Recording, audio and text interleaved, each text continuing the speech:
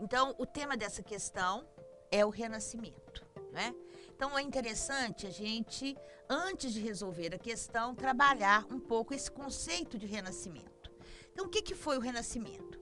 O renascimento foi um movimento cultural, intelectual, patrocinado, montado, organizado pela burguesia, e esse movimento ele tem a sua origem num outro movimento que o antecede, que é o humanismo. O humanismo é um movimento que aparece na Europa Ocidental, principalmente em algumas regiões da Península Itálica, em decorrência dessa visão secundária que a mentalidade medieval fazia do homem, né?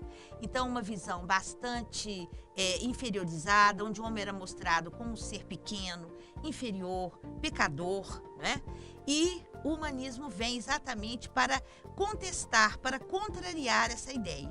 Então, o humanismo ele significa o quê? A valorização do homem. E qual que é a proposta desses pensadores humanistas? É mostrar que se o homem foi criado à imagem e semelhança de Deus, ele não pode ser uma coisa pequena, inferior, né? Pecadora, visto como um ser menor, porque Deus não iria criar nada feio e mal feito. Então, essa visão de dar ao homem o valor que ele de fato tem. O humanismo é um movimento que vai começar a se estabelecer no século XIV e ele vai fundamentar o Renascimento. Então, a gente pode dizer que o Renascimento foi uma revolução intelectual burguesa, do século XIV ao século XVI, e que vai tentar resgatar um pouco a cultura clássica, a cultura grego-romana, adaptada a uma nova época.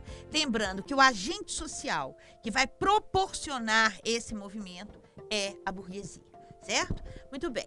Então, vamos ler aqui agora o enunciado. Entre as transformações que as autoras se referem, é correto mencionar a letra A, né?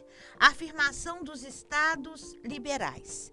Nesse período que nós temos aqui, do século XV até o século XVIII, o Estado é absoluto. Então, se é absoluto, não é liberal, certo?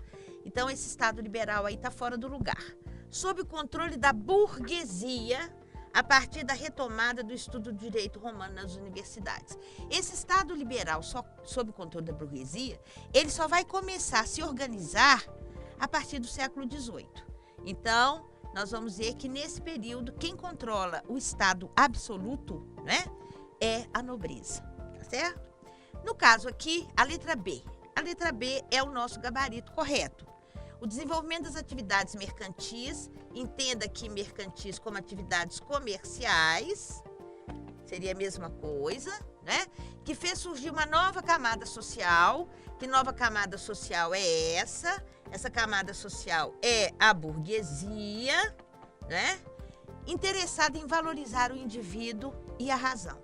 Ou seja, interessada em condenar o teocentrismo e valorizar o antropocentrismo. A letra C, o fortalecimento da autoridade dos doutores da Igreja Católica.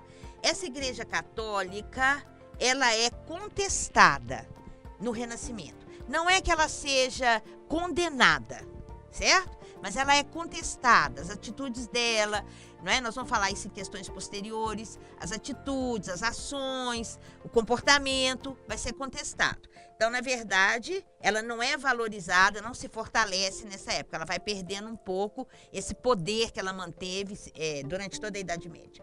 A ascensão política das camadas populares, não é? Nós vamos ver que nesse período não temos nenhuma camada popular exercendo poder. O poder é, de fato, nesse período todo, do século XV ao XVIII, exercido, quando eu falo poder, poder político, exercido pela nobreza. Então, os reis são, nos seus respectivos governos, os representantes da nobreza. Quem questionava a visão do mundo centrada em Deus, não questionam, na verdade, eles é que são o objeto de uso, né? Eles são manipulados, acreditam piamente que Deus é o centro do universo, acreditam no pecado, morrem de medo de não irem para o céu. Então, a questão aqui não corresponde. E a consolidação do sistema fabril.